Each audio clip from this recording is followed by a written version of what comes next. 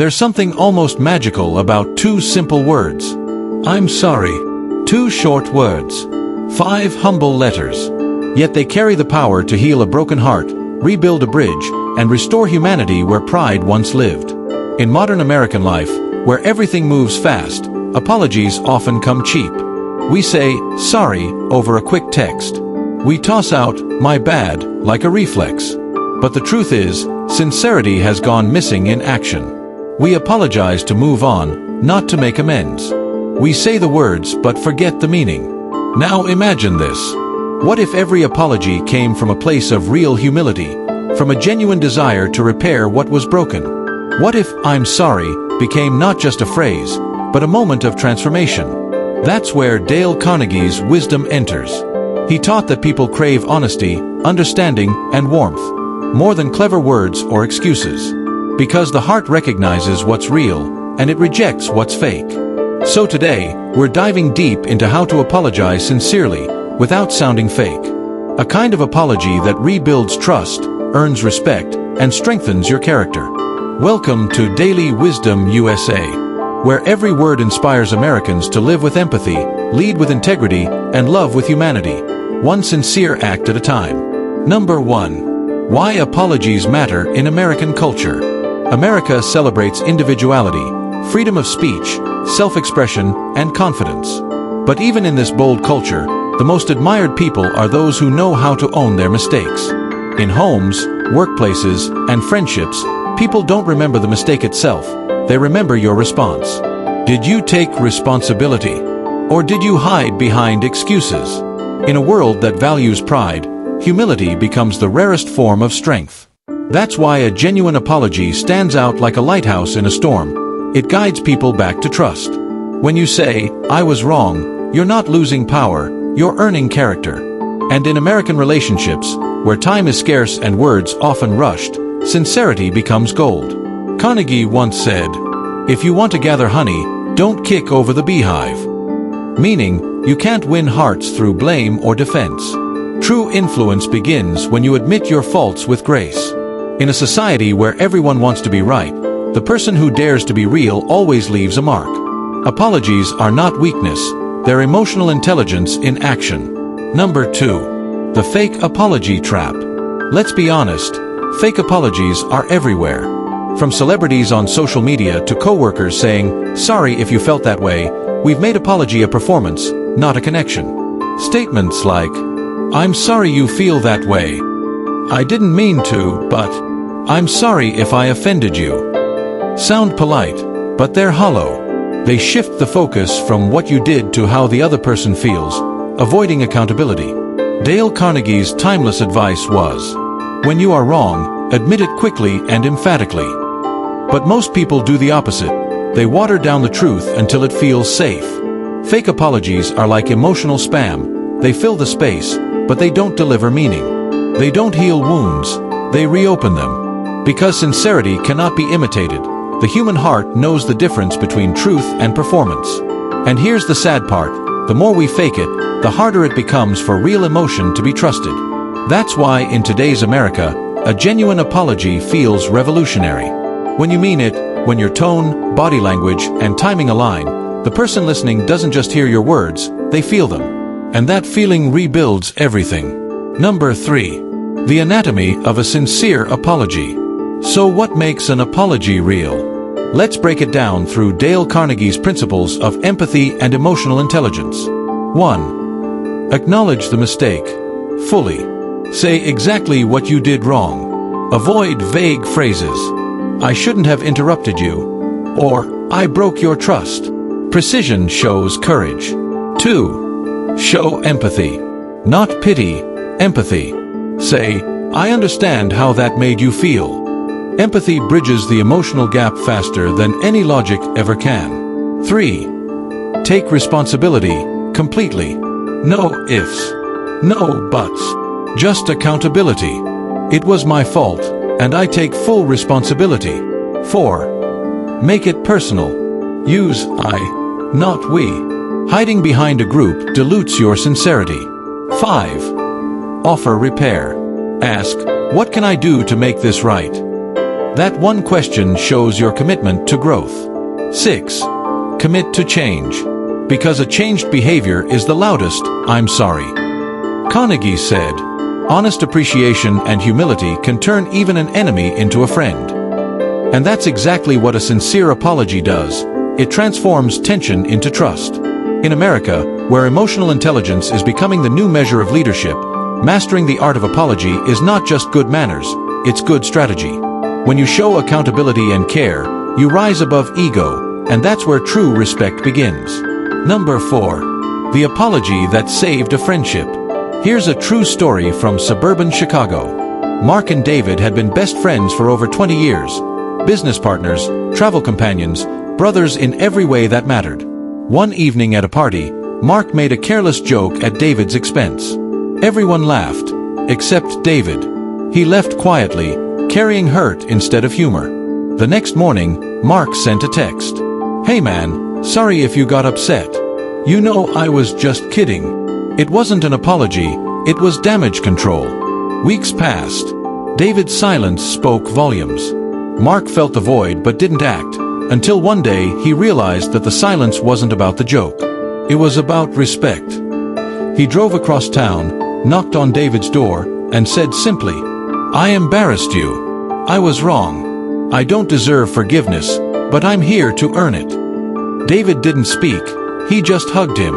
Because sincerity doesn't need fancy words. It just needs truth. Here's what's powerful. That one moment restored 20 years of friendship. Mark learned that presence heals more than paragraphs. In a world where people hide behind texts and emojis, showing up in person is the sincerest apology you can give.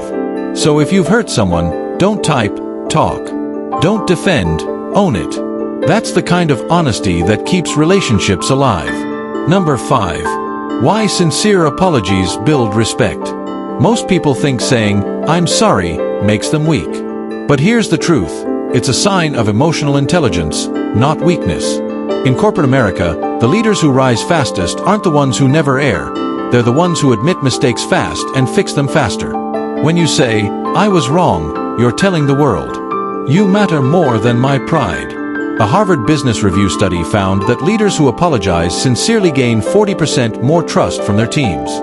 That's not psychology, that's human nature. Because trust doesn't come from perfection, it comes from transparency. Carnegie believed, people rarely succeed unless they have fun in what they are doing. And part of that fun, that joy of human connection, comes from honesty. A sincere apology creates psychological safety. It shows others that mistakes are part of being human, and honesty is part of being strong. In relationships, whether at home, at work, or in love, an apology done right becomes a foundation for respect. It says, "You can count on me to tell the truth, even when it's uncomfortable." And in the long run, that kind of respect lasts longer than any temporary pride. Number 6. Timing is everything. A sincere apology isn't just what you say, it's when you say it. In today's fast-paced culture, timing often separates healing from hurting. Apologize too soon, and it can feel rushed, like you're checking a box. Wait too long, and it can sound like regret turned into guilt. Dale Carnegie would tell us, feel the other person's emotion before you fix the situation. In other words, give people the space to breathe, to feel seen. Then, when the moment is right, reach out with calmness, not panic. Think about it.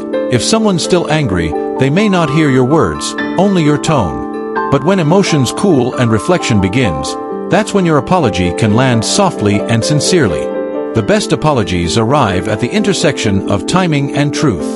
Not rushed, not rehearsed, just real. Because the right words said at the wrong time still sound wrong. But the right words, said from the heart, at the right time, can heal almost anything. Number 7. The power of body language. Sometimes your body apologizes before your words do. A bowed head, softened eyes, open palms, they all speak the language of humility. In contrast, crossed arms, nervous laughter, or looking away say the opposite, "I'm not really here." American communication is 90% nonverbal. We read posture, tone, and eye contact faster than words. Carnegie often reminded his students, actions speak louder than words, and a smile says more than 1,000 speeches. So when apologizing, let your body show sincerity. Slow down your speech. Make gentle eye contact. Keep your tone calm. If it's in person, don't overperform. Just be still, grounded, real. If it's over a call, let your voice carry empathy. If it's in writing, make sure every sentence feels human, not corporate. Because the most powerful apologies don't sound like they came from a lawyer. They sound like they came from a friend. Number 8. Transforming "I'm sorry" into growth. An apology isn't the end of a story, it's the beginning of growth. Every time you say, "I'm sorry," sincerely, you open a door to becoming better than before. The mistake becomes your teacher. The apology becomes your transformation. Dale Carnegie's philosophy wasn't about perfection, it was about progress. He said, "Develop success from failures." Discouragement and failure are two of the surest stepping stones to success. So when you apologize, reflect. Ask yourself, what did this teach me about myself? About patience, pride, or empathy? Then apply it. Because repeating the same mistake makes your words hollow. But learning from it gives your apology power. In American workplaces, friendships, and families, people respect growth. They don't expect perfection, they expect honesty and effort. A sincere apology is like planting a seed. With time, care, and changed behavior, it grows into trust stronger than before. Number 9. Forgive yourself, too. Here's something we don't talk about enough: self-forgiveness. After you apologize, you might still carry guilt like a heavy backpack. You replay the mistake in your mind, again and again. But living in regret doesn't make you more sincere, it makes you stuck. Carnegie believed that self-condemnation destroys more dreams than failure ever could.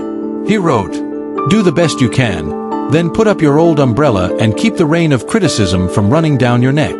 Once you've apologized and made things right, forgive yourself. Learn, grow, and move on. In American culture, where achievement often defines worth, it's easy to feel like one mistake erases your value. But it doesn't. It refines it.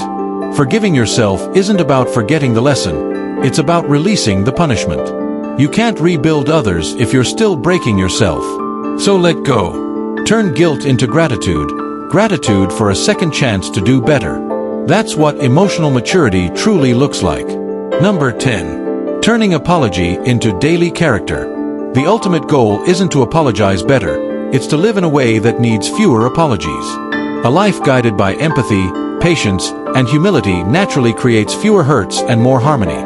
In Dale Carnegie's timeless words, "Any fool can criticize, condemn, and complain, but it takes character and self-control to be understanding and forgiving." When you practice daily kindness, holding doors, listening without interrupting, speaking gently, you're not just showing manners, you're building a character that radiates respect. Apologies then become less about repair and more about reinforcement. A reminder of your humanity, not your failure. In the modern American world, divided by opinions and speed, your ability to stay kind, accountable, and compassionate becomes your quiet superpower. Because the truth is, the world doesn't need more perfect people. It needs more people who can say, "I was wrong, and I'm willing to grow." That's real strength. That's timeless class. That's Dale Carnegie's America. In the end, sincerity isn't a technique, it's a lifestyle. Every honest apology, every humble word, every moment of reflection adds one more thread to the fabric of trust that holds our relationships together. Remember, saying, "I'm sorry," doesn't make you small. It makes you human. And in a country that celebrates independence, true greatness is found in interdependence, in our ability to care, connect, and correct ourselves. So next time you make a mistake, don't rush to defend, and don't run to hide. Pause. Reflect. Then speak from your heart. Because somewhere, someone is waiting not for your perfection, but for your truth. And that truth, spoken softly, sincerely, and without pride, has the power to change not just one relationship, but the world around you. Imagine a world where positivity shapes every action, every word, and every life. If you want to be part of this change, support this channel and let's create a future full of hope and unity.